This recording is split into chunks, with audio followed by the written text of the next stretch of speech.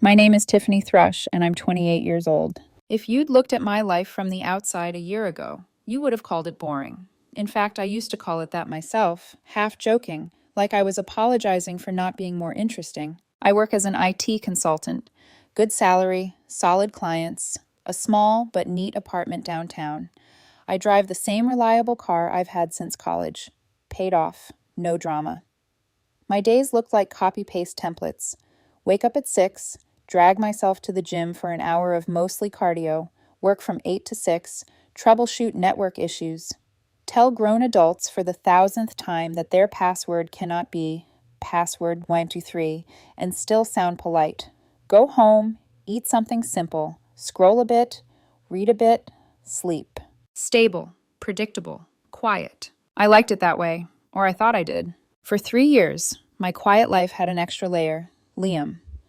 We met at a house party in senior year of college, both of us there only because our friends had threatened to drag us out of our rooms if we didn't socialize like real humans. He was a communications major, all charm and energy, the kind of guy who knew how to work a room before he even had a real job. I was the burned-out computer science girl who'd spent one too many nights staring at a screen full of red error messages and cheap energy drink cans. From the start, Liam was bright in every sense. Big gestures, big dreams, big personality. He talked about building a brand before most of us had figured out how to build a resume. He knew exactly which professors to impress, which alumni to follow up with, which networking events you absolutely could not miss. He told me he liked that I was grounded, that I had my life figured out, that I was the steady one. At the time, that felt like a compliment. After graduation, I slid into an IT consulting role with a decent salary and almost no debt thanks to scholarships and grinding through college jobs. Liam landed an entry-level role at a boutique marketing agency, his dream field, but the pay was garbage and the hours were worse. It's temporary, he'd say, kissing my forehead while I did math in my head about our combined incomes. This is how you pay your dues before the big jump. 6 months into our relationship, the agency did a mass layoff during an industry dip. Liam came home, white-faced and shaking, clutching a cardboard box with his mug and desk plant. They said my performance was great, but they can't afford to keep junior staff, he said, voice cracking. I did everything right, Tiffany. I remember how small he looked sitting on my couch that night. Something in me flipped. I stepped up. I covered his rent for the next 4 months. $1,000 a month out of my account, gone before I even saw it sit there. I paid for 3 online courses he swore would make him more marketable. Social media strategy, brand management, digital storytelling, each between $500 and $800. I told myself it was an investment in our future. When my company floated the idea of promoting me to a role in Chicago, a huge pay bump, better clients, real career growth, Liam panicked. Please don't go, he said, eyes shiny. I'm just getting back on my feet. I can't handle all of this and a long-distance relationship. I need you here. We're a team, right? So I turned it down. To this day, I can still see the email draft sitting there. Thank you so much for the opportunity, but after careful consideration. Delete, delete, delete. I told myself that's what partners do. They sacrifice. The first year was good, really good. I bought him suits for interviews, shoes that wouldn't embarrass him at networking events, and more polished casual outfits than I will ever admit out loud. You never get a second chance to make a first impression, he'd say, holding out my credit card like it was a team trophy. I believed we were building something together, but slowly the tone shifted. It started with tiny comments. You know, you'd look amazing if you dressed a little sharper. Like my friend Whitney's boyfriend always looks so put together. It's just a thought. Or, you should network more, Tiff. Sitting behind a computer all day is safe, but it's not exciting. People don't get that. I brushed it off. He was under pressure, trying to break into a cutthroat industry. Of course he was comparing himself to other people. Of course he was restless. I told myself he didn't mean it the way it sounded. Except I started noticing other things. His phone, always face down when I walked into the room. The sudden late-night strategy sessions at coffee shops across town. The way he dressed just a little too nicely for an informal brainstorming meetup. Whenever I asked, he'd laugh it off. Tiffany, you're overthinking, he'd say, pressing a kiss to my temple and already half out the door. This is how relationships die, you know, mistrust. So I trusted him. That was my first mistake. About 13 months ago, He insisted we go to this new sushi place downtown, the kind where the plates are tiny and the lighting is dark enough that you can't read the menu without using your phone flashlight. Definitely more his scene than mine. It's good for us to be visible in these spaces, he said while making the reservation. You never know who's watching. From the moment we sat down, something felt off. He kept checking his watch. His phone buzzed and lit up like a Christmas tree. He barely touched the edamame he'd ordered. When I tried to ask about the big pitch he'd been planning, he gave me clipped one-word answers. The air around us felt tight, like the room had shrunk, and I was the only one who hadn't been warned. The waiter set down our California rolls. That's when Liam put his chopsticks down like he was about to negotiate peace between countries. Can I be honest with you, Tiffany? He asked, voice casual in a way that made my stomach drop. I forced a smile. Aren't you always? He gave this little laugh that didn't reach his eyes, leaned in slightly, and glanced around as if anyone cared about our conversation. There's something that's been weighing on me, he said, and it's time we talked about it. I paused mid-motion, a piece of sushi hovering over my soy sauce dish. Okay, I said slowly. What's going on? He exhaled like this was hard for him, like he was the victim in a breakup he hadn't announced yet. My friends are honestly embarrassed for me when I bring you around, he said. For a second, I genuinely thought I'd misheard him. The words didn't fit in my brain. What? I set the sushi back down, fingers suddenly numb. Don't make this harder than it needs to be, he said, impatient now. You're sweet, Tiffany. Seriously. You're kind. You're stable. But in our circle, it's about status, story, ambition. You sit at home coding while I'm out building something real. When people ask about you, all I can say is, she's nice. That's it. It's honestly humiliating. Humiliating. Images flashed in my mind. The rooftop birthday party, the polite fake smiles, the side comment from Liam afterward telling me I was too quiet. Suddenly, it all clicked. So this is about how you look to your friends, I said quietly. Not about us. He rolled his eyes slightly, like I was being dramatic. It's not just that. I've actually reconnected with someone, he said. Remember my ex, Vanessa? We ran into each other at that networking event you skipped because you were too tired after work. My brain froze at the word ex. Your ex-girlfriend Vanessa? I repeated. She's in venture capital now, he said, warming to the topic. Drives a Tesla, knows everyone who matters. She gets my vision. With you, it's like I'm settling. You're comfortable. But Vanessa elevates me. There it was. He was leaving me for his ex-girlfriend because she looked better on his resume. My mind flashed through every sacrifice I'd made. Rent, courses, the promotion I'd turned down. The nights I'd worked myself to exhaustion and still showed up for him. I could have argued. I could have begged. Instead, something inside me went very still. So, I said, my voice weirdly calm, you're breaking up with me over sushi because your friends are embarrassed and your ex looks more impressive. He nodded, almost relieved I was keeping up. It's not personal, he said. I just need someone who matches where I'm going. You're stable, but stable is boring. Vanessa challenges me, and my friends already love her. This is me being kind, ending it now instead of dragging it out. Kind. I took out my wallet. My hands were shaking, but I doubt he noticed. He was too busy justifying himself. I counted out my half of the bill, food and tip, and set the cash neatly by my plate. Okay, Liam, I said. Good luck with that. His head snapped up. That's it? No fight? No, you're making a mistake? Nothing? What would be the point? I asked, standing and sliding my coat on. You're clearly chasing something I'm never going to be for you. For the first time all night, he looked unsettled.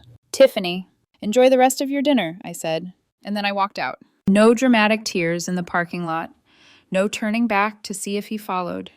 Just the sound of my own footsteps on the pavement and my heart pounding so hard it made my ears ring. I didn't know it then, but that walk from the sushi place to my car was the moment my life split in two. Everything before, when I measured myself by how impressive I looked to someone else, and everything after, when I finally decided to impress myself. When I got home that night, I didn't cry. I didn't scream, throw things, or drown myself in ice cream like heartbreak montages always show. I just walked inside, turned on the lamp by the entryway, and looked at the space that suddenly felt different, like it had been holding its breath for months and finally exhaled when I shut the door behind me. I dropped my keys into the bowl by the door, the metallic clink echoing louder than it ever had before. My apartment was quiet, too quiet, but not in a lonely way. More like it was waiting for me to notice it again, notice myself again. I sat on the edge of my bed, still wearing my coat, shoes still tied, and stared at nothing in particular. It wasn't sadness, it was clarity. Like someone had wiped a fogged mirror, and I could finally see the outline of who I used to be before everything got swallowed by we. The next morning, I started deleting him. Not dramatically, just efficiently. Like I was debugging my own life. First, his toothbrush went into a plastic bag. Then the jacket he'd left draped over my chair last week. The hair products he insisted on buying but never seemed to pay for. The hoodie he always forgot to take home. Everything went into one neat box. I didn't drop it at his apartment. I didn't text him about it. I handed it to a mutual friend with a simple instruction. If he wants it, give it to him. If not, throw it out. I don't want it in my space. Then I changed my Netflix password, removed him from my emergency contacts, unfollowed him on every social media platform, didn't block, just removed. Let him stare at the blank void if he came searching for updates. That afternoon, one of my closest friends called. What happened? He texted me asking why you're not responding. We broke up. Silence. Then a sharp inhale. Are you okay? I surprised both of us with my answer. Yeah, actually, I think I am.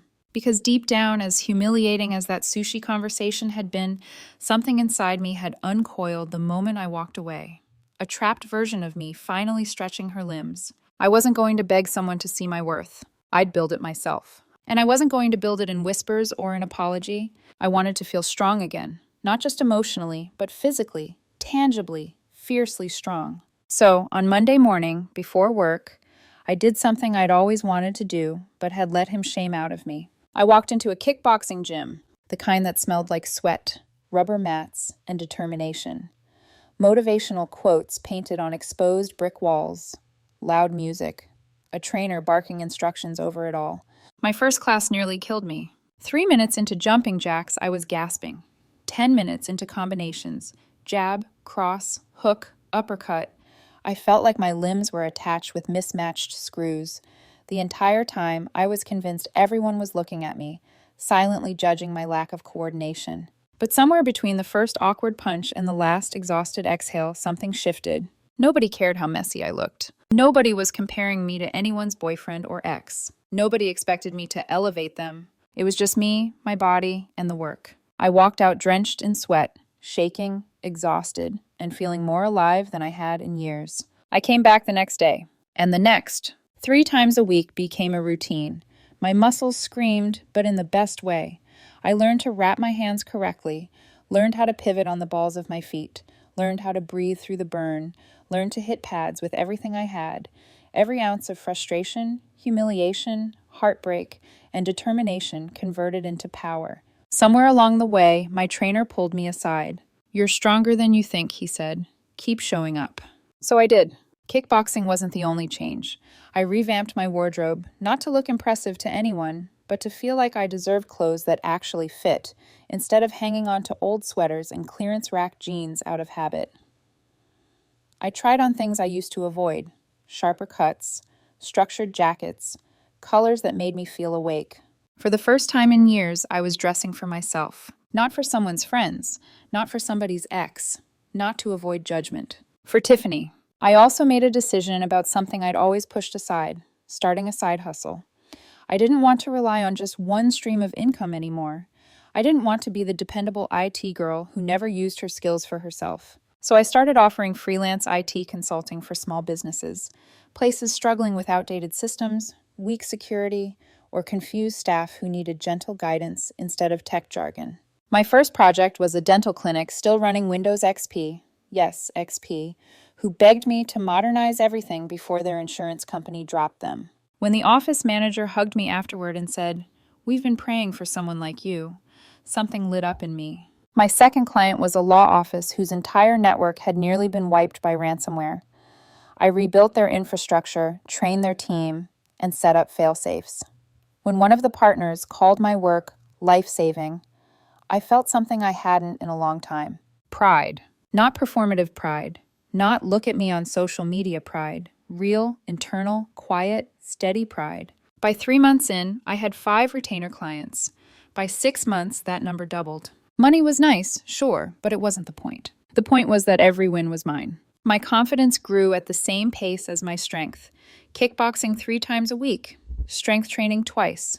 cardio on off days, meal prepping every Sunday, sleeping better, walking taller.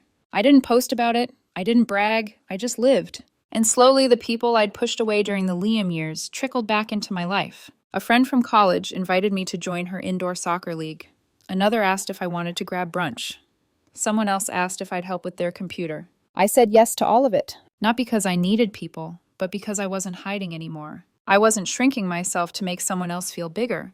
I wasn't contorting my life to look good next to someone else's narrative. I was rebuilding. And that rebuilding was steady, quiet, powerful, right up until the day I heard my first update about Liam. I didn't ask for it, didn't look for it. But one night, during a gaming hangout with a mutual friend, someone said, Tiffany, you are not going to believe what's happening with him. I didn't react at first. I just kept sipping my water. But inside, I felt it, a tiny flicker of curiosity. Not longing, not nostalgia, just curiosity. Because when I walked out of that sushi restaurant, I never imagined someone else's vision of better could fall apart so spectacularly. Turns out I was wrong. I didn't go digging for gossip. Honestly, I didn't care enough to go looking. But life has a way of dropping information in your lap exactly when you're strong enough to hear it without flinching. It was a Thursday evening.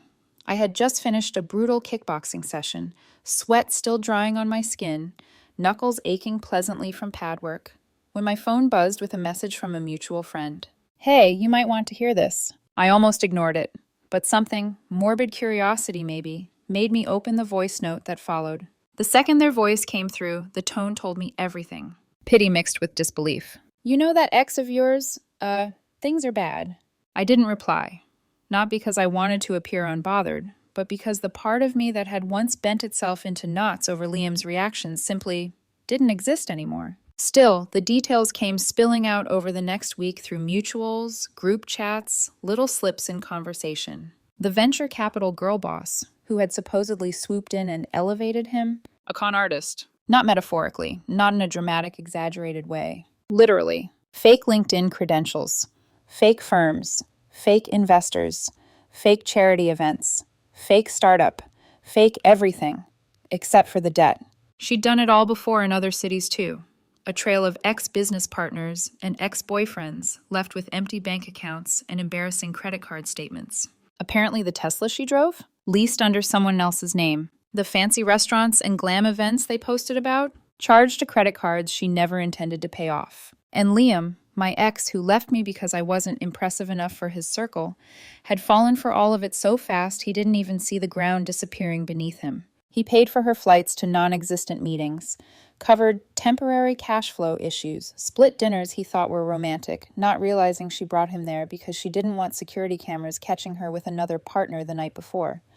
Funded a startup that existed only as a PDF pitch deck and a Wix website she slapped together at 2 a.m. By month 3, she had convinced him to co-sign a loan. Then she disappeared. Blocked him. Moved out. Vanished with the last bit of liquidity he had. By the time the truth came out, Liam was drowning in credit card debt, late fees, overdrafts, a ruined credit score, a reputation that made even his shallow friends step back and pretend they had no idea what was going on. The irony was so sharp I could have cut myself on it. Months earlier, his friends had laughed behind my back for being boring and unambitious. Now they were the ones avoiding him, embarrassed by association with a man who'd been conned on both the financial and social stage. Karma works fast when you stop blocking its path. Meanwhile, my life was, unexpectedly, settling into something bright. Kickboxing became the best part of my week. The trainer who once barked at me to fix your footwork now nodded approvingly when I executed a clean combo. My endurance shot up. My muscles carved themselves into lines I'd never seen before. Sitting, walking, even breathing felt different, like I was inhabiting my body for the first time. My freelance work blossomed. A small clinic referred me to another. A law firm referred me to 2 more. Each good review triggered waves of new clients who wanted someone competent, stable, reliable. Funny how boring becomes priceless once people actually depend on you. I wasn't rich, but for the first time, my money felt like it belonged to me. Every deposit in my bank account was proof of my own skill, not a sacrifice drained to keep someone else afloat. It was around this time that I met someone. Not dramatic, not cinematic, not a he walked in and the room spun moment. Just real. A casual invitation to a friend's backyard barbecue. A slow conversation that went from burger toppings to books to business goals. Warm laughter, a kind smile, easy silence. He treated me like a human, not a stepping stone. He saw me, not my status. He didn't elevate me, he respected me. That alone felt revolutionary. But we kept things slow. I wasn't looking for fireworks. I just wanted peace. And for the first time, I was getting exactly that. Which was probably why Liam's return into my orbit felt so surreal. The first message came at 2 a.m. Hey, can we talk? I've been thinking about us. I stared at the notification for maybe 3 seconds, then deleted it. No response. The next day, I know I messed up. Vanessa ruined me. I miss what we had. Please answer. Delete. Still no response. Then came the phone calls. 6 of them, back to back, enough to make my phone vibrate off the nightstand. I let every one of them go to voicemail. Hours later, curiosity got the better of me, just enough to listen to the first one. His voice was shaky, breathing uneven. Tiffany, please, it wasn't you. I was under pressure. My friends kept comparing me to their relationships. Vanessa lied to me, used me. I didn't know what I had until it was gone. We made a great team. You were always there for me. Please call me back. No accountability, no ownership, just a man desperate for comfort now that his shiny upgrade had crashed into flames. I deleted the voicemail, blocked his number. That should have been the end of it. But people like him don't give up easily when they think the world owes them forgiveness. Which is how 2 days later, I got a text from an unfamiliar number. Stop blocking me. I deserve closure. And then another. You're ignoring me is cruel. After everything we built, you can't just disappear. After everything we built. As if I hadn't built most of it myself, financially, emotionally, structurally. I didn't reply. I just tightened my hand wraps, stepped onto the gym mat, and punched the pads until my arms felt like molten metal. I wasn't going backward. Not for guilt, not for history, not for someone who'd replaced me with a fantasy and discarded me like a placeholder. I thought that would be the end. I thought silence would be enough of a message. I thought blocking every number he used would close the door. I was wrong, because desperation makes people bold.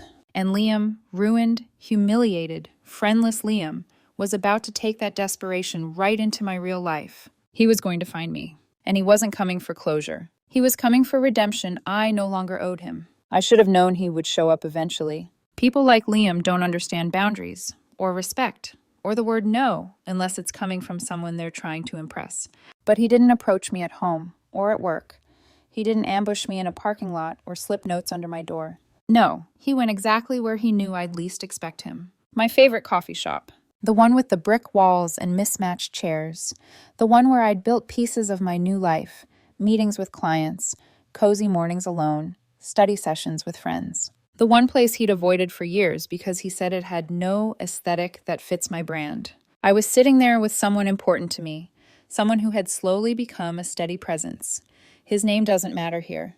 All that matters is the way he laughed easily, listened well, and never once made me feel like I had to earn my place beside him. We were mid-conversation over brunch, my fork hovering over an Eggs Benedict, when the air in the shop shifted. My companion glanced up first. Tiffany, he murmured softly, I think someone's coming over. I turned, and there he was, Liam, hair unwashed, shirt wrinkled, eyes bloodshot like he'd been up all night. He looked small. Not physically, but spiritually. Like his arrogance had deflated and the remaining pieces hadn't figured out how to hold themselves up. He stepped forward with a kind of desperate determination. Tiffany, please, just please don't get up. I need to talk to you. I didn't stand, I didn't smile, I didn't panic. I simply set my fork down and met his eyes. What do you want, Liam? He swallowed hard. The sound was audible. I'm sorry. About everything. About that night at the sushi place. About the things I said, about not appreciating you. I was stupid. I was so stupid. My companion stayed silent beside me, but I felt his presence like a warm shield at my back. Liam continued, voice cracking. She used me, Tiff. Vanessa used me for money, connections, everything. She lied about everything. Her job, her life, all of it. My friends haven't spoken to me in months. I lost my job. My credit's a mess. It's all gone. I'm alone. And He took a shaky breath. I just need you. You were the only real thing in my life. You were stable, grounded, kind. You're the only person who ever cared. I can't believe I threw that away for for nothing. Please, can we just try again? Start over, please. His voice broke on the last word. The cafe was silent around us. A couple at the next table pretended not to listen. A barista froze mid-milk frothing. And I felt nothing. Not pity, not satisfaction, not anger. Just a hollow, gentle absence where his presence used to live. You don't need me, I said calmly. You need help, and accountability, and consequences.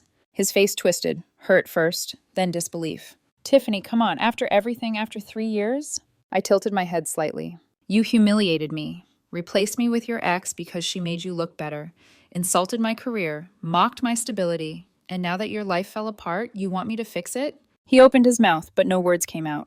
My companion finally spoke, voice firm but not hostile. I think she's been clear. Liam's eyes flicked to him, hostile, threatened, panicked. Oh, I get it, he said, bitterness creeping in. This is why you're acting like this. You've got someone else now, huh? You moved on fast. I didn't flinch. You walked out on me long before I walked out of that restaurant. He stared at me, breath hitching. This isn't fair, he whispered. I'm trying. I'm apologizing. I'm begging you. Doesn't that matter? No, I said softly. It doesn't. For a moment, the world held still. Then his expression darkened. The desperation in his face curdled into something sharper, uglier. You're being cruel, he snapped. You're different now. Cold. You think you're better than me? No, I replied. I just finally stopped thinking you were better than me.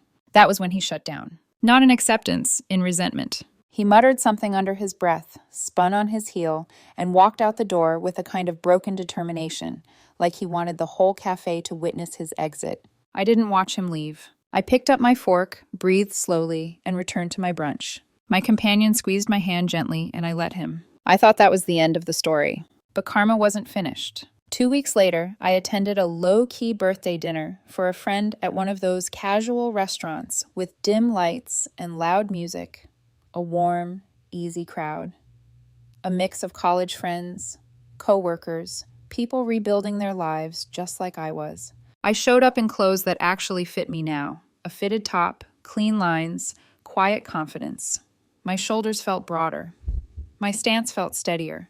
Months of kickboxing had carved something out of me, something strong. When I walked in, a few heads turned. Tiffany, you look amazing. Damn, girl, Jim's been treating you well. You thriving lately or what? I smiled, genuinely. Not because I needed their validation, but because it felt good to be seen without being compared. Then, near the bar, I spotted him. Liam, sitting alone, staring into a drink he couldn't afford. Clothes mismatched, posture wilted. Our eyes met. He stood immediately and walked toward me, shoulders hunched like he was carrying invisible weights. Tiffany, hi, I responded with polite confusion. Do we know each other? His face crumpled. What, Tiffany, it's me. I raised an eyebrow. Oh, right, from a while back. A tiny, sharp inhale escaped him. This isn't funny. No, I said, it's honest. He blinked, swallowed, looked at me like I'd turned into a stranger. I miss you, he whispered. I miss what we had. We didn't have anything, I said. I had something. You had options. His shoulders sagged. I've changed. Maybe, I said, but the version of me you once knew is gone. I stopped shrinking myself to fit into your world. You can't guilt me back into the space I outgrew. He looked like he might cry. You're cruel. No, I said gently. I'm free. Silence stretched between us. Then I walked away and rejoined my friends. Laughter swallowed me whole, warm, real, effortless. I didn't look back. Later that night, I received one final message from an unknown number. You'll regret treating me like this. One day you'll be alone and remember what you ruined. I blocked it without reading the rest. Because the thing about closure, it doesn't happen when the other person apologizes. It doesn't happen when they beg. It doesn't happen when karma finishes the job. Closure happens the moment you decide the story is over. I decided mine the night I walked out of that sushi restaurant. Everything after that? Just proof I made the right choice.